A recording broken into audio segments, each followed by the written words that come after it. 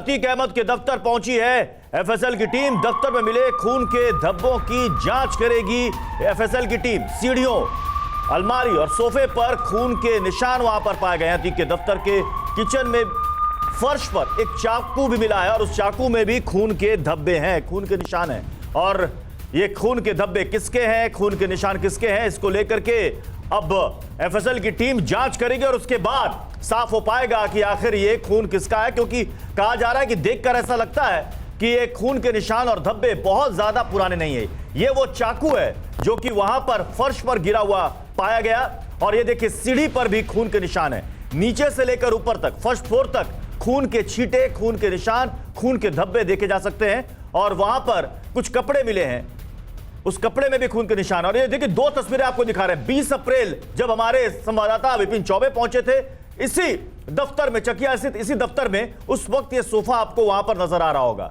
अब ये देखिए 24 अप्रैल की तस्वीर, आज की तस्वीर, काफी कुछ बदल चुका है।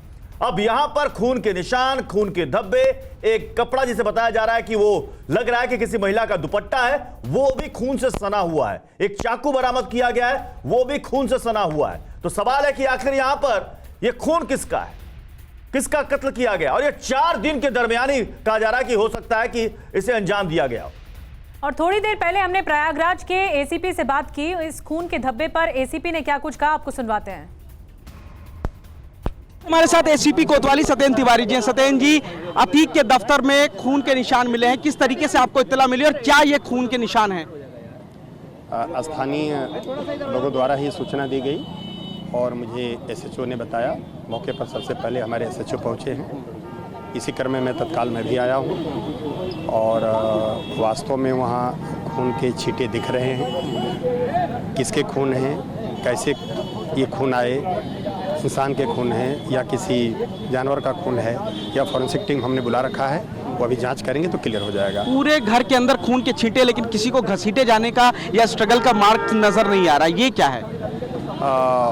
मैं फिर वही अनुरोध करूंगा कि पुलिस बल यहाँ था और आपके मीडिया की काफ़ी संख्या थी। मीडिया के लोग ऊपर से नीचे स्वयं चल रहे थे। तो अगर मैं यूँ कहूँ कि घटनास्थल के आसपास काफ़ी मीडिया के लोग आ चुके थे तो यह उचित नहीं था। आगे के लिए भी आपको ध्यान रखें। आपकी वह ड्यूटी है कि अगर किसी घटनास्थल पर जाएँ तो उसको सुरक्षित कर लें। पुलिस की भी ये ड्यूटी है और ताकि एफएसएल को कोई डिस्टर्बेंस ना हो।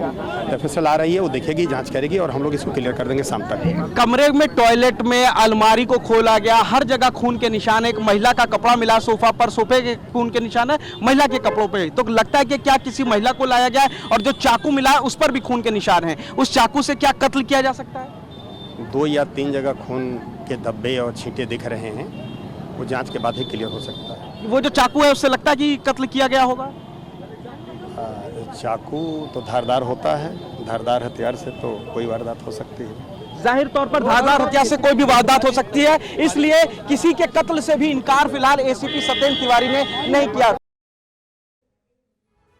तो पुनीत की आपने रिपोर्ट देखी और अतीक अहमद के खूनी दफ्तर से पुनीत शर्मा की वो ग्राउंड रिपोर्ट अब आपको दिखाते हैं जिसमें हर जगह खून के धब्बे मिले हैं।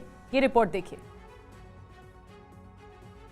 देखिए जिस तरीके से खून के धब्बे हैं, ऐसा लग रहा है कि ये टप टप टप टप करके गिरे हैं। और ये नीचे जहां दफ्तर में घुसते हैं वहां से लेकर के ये अंदर की तरफ आते हैं, सीढ़ी पर आते हैं। सीढ़ी के बाद ये जो कमरा, पहला कमरा जो बना है, इसमें खून के धब्बे नजर आते हैं। दीवार देखिए, दीवार पर भी ये खून के धब्बे नजर आ रहे हैं। ये साफ लग रहा है देखने से कि ये कोई पेंट नहीं है बल्कि खून के धब्बे हैं। लेकिन किस तरीके से ये पूरे फ्लोर पर है, दीवार पर है, सीढ़ियों पर है और इस पूरे कपड़े पर खून के निशान है। सबसे बड़ी बात यहां पर यह है कि नीचे से लेकर के ऊपर तक खून के निशान है। एक चाकू मिलता है, चाकू के ऊपर भी खून के निशान है। तो क्या किसी की कलाई काटी गई, किसी का गर्दन काटा गया या फिर कुछ और है, क्योंकि यह इन्वेस्टिगेशन का विषय है। लेकिन खून के जिस तरीके से छींटे धब्बे पूरे घर में नजर आ रहे हैं, वो किसी न किसी बड़ी साजिश की तरफ इशारा कर रहे हैं। क्या यह खून है? अभी यह भी सवाल यहां पर बहुत जायज खड़ा होता है। कि क्या ये खून है, लेकिन जिस तरीके से नजर आ रहा है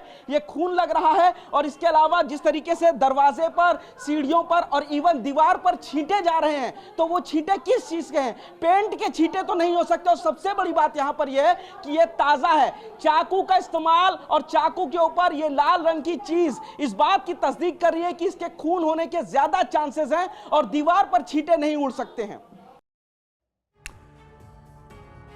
और हमारे साथ इस वक्त हमारे दो सहयोगी पुनीत और शिवांग उसी जगह से जुड़ रहे हैं। पुनीत, ये तो एफएसएल की टीम शाम तक बता पाएगी कि ये खून के धब्बे, खून के निशान किसके हैं, लेकिन सवाल तो ये है कि ये वही चकिया का दफ्तर है जिसे बुलडोज कर दिया गया था, उसका एक हिस्सा तोड़ दिया गया था। इसके बाद भी इसे सील क्यों नहीं किया गया और इसके बाद भी इसकी निगरानी क्यों नहीं की गई कि कौन आता है कौन जाता, अब तो कुछ पता भी नहीं चल पा रहा।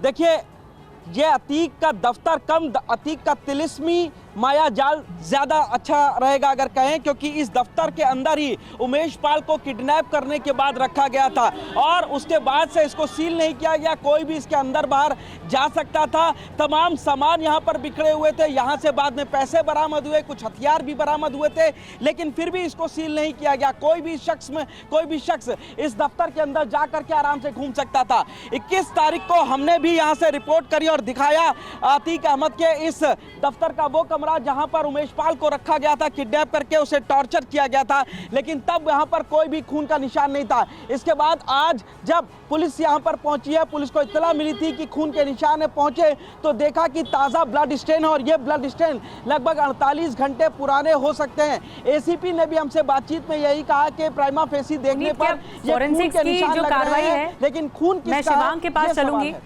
जो फॉरेंसिक्स की टीम कुछ देर पहले पहुंची थी, एफएसएल की टीम, वो अब सबूत जुटा रही है इस पूरे मामले पर। शिवांग, अभी भी टीम मौजूद है?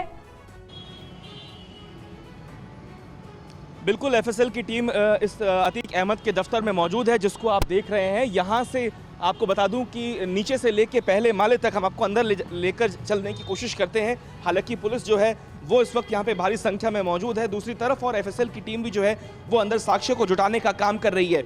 ये आप देखें, ये नीचे का एक बहुत बड़ा हॉल है अतीक अहमद के इस दफ्तर का।